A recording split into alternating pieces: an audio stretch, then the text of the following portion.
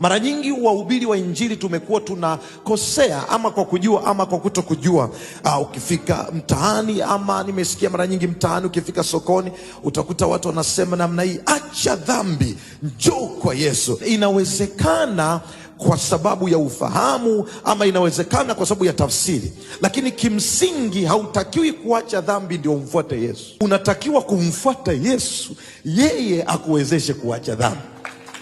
Kwa sababu ikiwa unatakiwa kuacha dhambi umfuate Yesu, then hakukuwa na sababu ya Yesu kuja kufa kwa ajili ya dhambi za wanadamu. Maana tulikuwa tuna uwezo wa kuacha dhambi ili tumfuate. Lakini kwa nini Yesu akaja? Kwa sababu hayuko mwanadamu anayeweza kuishinda dhambi isipokuwa kwa msaada wa Yesu. Na ndio maana sasa unaona upendo wa kimungu unapokuja kwenye maisha ya mtu, ni aina fulani ya upendo ambao unakuja kumbadilisha mtu. Unamchukua jinsi vile alivyo, alafu unampeleka kwenye viwango vya kimungu. Kama kuna mtu ananielewa aseme amen.